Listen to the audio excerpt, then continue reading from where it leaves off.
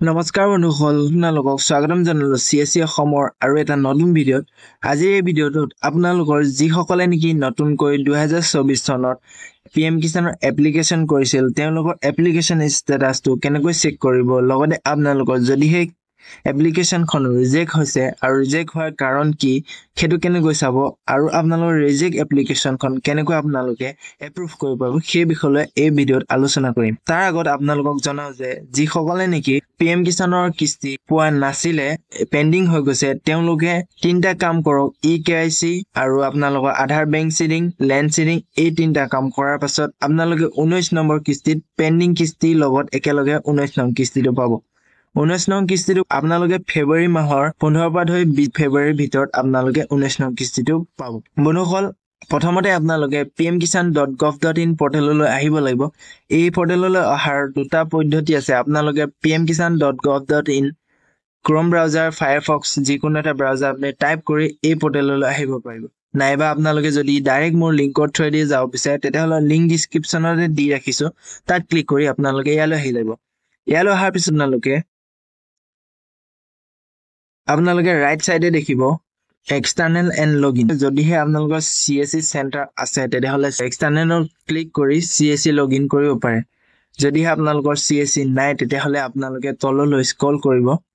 তললৈ স্ক্ৰল কৰাৰ পিছত আপোনালোকে ফাৰ্মাৰখনত KYC new farmer registration, status of self registered farmer, updation of self registered farmer, know status, mobile number আৰু name correction এইখিনি অপশ্যন দেখিব।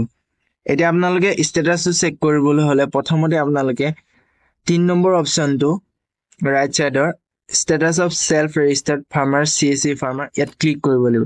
ইয়াত ক্লিক কৰাৰ পিছত আপোনালোকৰ সন্মুখলৈ এখন পপআপ এনেকৈ শ্ব' কৰি আহিব। আপোনালোকে ষ্টেটাছ অফ চেল্ফ ৰেজিষ্টাৰ্ড ফাৰ্মাৰৰ ইয়াত প্ৰথমতে আপোনালোকে আধাৰ নম্বৰটো এণ্ট্ৰি কৰিব লাগিব। আধাৰ নম্বৰটো এণ্ট্ৰি কৰাৰ পিছত আপোনালোকে কেপচাটো টাইপ কৰি চাৰ্চত ক্লিক কৰিব লাগিব। এতিয়া মই আধাৰ নম্বৰটো এণ্ট্ৰি কৰি লওঁ। আধাৰ নম্বৰ এণ্ট্ৰি কৰি হোৱাৰ পিছত আপোনালোকে যিটো কেপচাৰ দেখি আছে সেই লেটাৰখিনি ইয়াত এণ্ট্ৰি কৰিব লাগিব এজ ইট ইজ।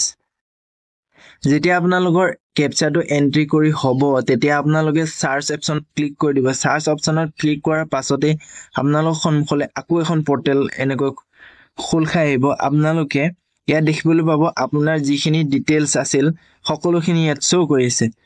তাৰে আপোনালোকে লাষ্টৰ যিটো লাইন দেখিছে, কলম দেখিছে, তাত ষ্টেটাছ বুলি শ্ব' কৰি আছে। ষ্টেটাছৰ ওচৰত আপোনাৰ ৰিজেক্ট বাই ডিষ্ট্ৰিক্ট আছে। ৰিজেক্ট বাই আপোনাৰ এই এপ্লিকেশ্যনখন মানে বৰ্তমান ৰিজেক্ট হৈ গৈছে। ৰিজেক্ট হোৱাৰ কাৰণটো ৰিজন অফ ৰিজেকশ্যনৰ ছাইডতে দেখিব পাৰিব, বেনিফিচিয়াৰী লেণ্ড শ্ব'জ under forest reserve area.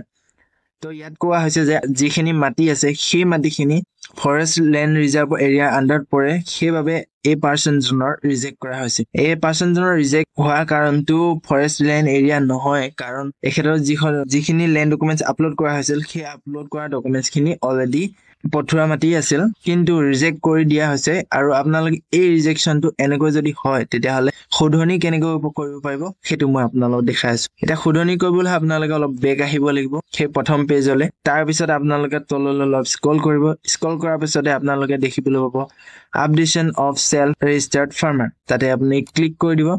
Click কৰাৰ পাছত আপডেশ্যন অফ চেল্ফ ৰেজিষ্টাৰ্ড ফাৰ্মাৰত আকৌ আপোনালোকে আধাৰ নম্বৰটো টাইপ কৰিব লাগিব। আধাৰ নম্বৰ টাইপ কৰাৰ পাছতে সেই একে প্ৰচেছত আপোনালোকে আকৌ কেপচাটো টাইপ কৰিব। কেপচাটো টাইপ কৰি হোৱাৰ পাছত আপোনালোকে চাৰ্চ বটনত ক্লিক কৰিব। চাৰ্চ বটনত ক্লিক কৰি দিয়াৰ লগে লগে আপোনালোকৰ সন্মুখলৈ ৰেজিষ্টাৰ্ড মোবাইল নম্বৰটো শ্ব' কৰিব। এতিয়া আপোনালোকে আকৌ কেপচাটো টাইপ কৰিব লাগিব। আকৌ কেপচাটো টাইপ কৰি হ'লে আপোনালোকে গেট OTP ক্লিক কৰিব। গেট OTP যেতিয়া ক্লিক কৰিব আপোনাৰ ফোনলৈ এটা OTP প্ৰেৰণ কৰা হ'ব। সেই OTPটো আপোনালোকে ইয়াত এণ্ট্ৰি কৰিব লাগিব। এণ্ট্ৰি কৰাৰ আগত আপোনালোকে আকৌ কেপচাটো ফিল আপ কৰি ল'ব। কেপচাটো ফিল কৰাৰ পাছত OTPটো এণ্ট্ৰি কৰিব। OTP এণ্ট্ৰি কৰাৰ পাছত গেট আধাৰ OTP ক্লিক কৰিব। যিটো আপোনালোকৰ আধাৰ লগত লিংক আছে সেই আধাৰত আৰু এটা OTP প্ৰেৰণ কৰা হ'ব। সেই OTPটো ক্লিক কৰাৰ আগত আকৌ আপোনালোকে চেম প্ৰচেছত কেপচাটো চেঞ্জ হৈ থাকে সেইটো ফিল আপ কৰিবলৈ নাপাহৰিব। তাৰপিছতে আপোনালোকে OTPটো আকৌ টাইপ কৰি দিব। নেক্সট আপোনালোকে ছাবমিট ফৰ অথেণ্টিকেট তাত ক্লিক কৰি দিব। তাৰপিছত আপোনালোকৰ সন্মুখলৈ edit self registered farmer details বুলি আহি যাব। আপোনালোকে ইয়াত কাৰেকশ্যন কিছুমান কৰিব লাগিব। এতিয়া আপোনালোকে চাব ডিষ্ট্ৰিক্টটো চেঞ্জ হৈ থাকিব। আপোনালোকে চাব ডিভিশ্যনটো চাব ডিষ্ট্ৰিক্টটো ছিলেক্ট কৰি শুধনি কৰি ল'ব। তাৰপিছত আপোনালোকৰ ব্লক কি পৰে ছিলেকশ্যন কৰি ভিলেজখন ছিলেক্ট কৰি ল'ব।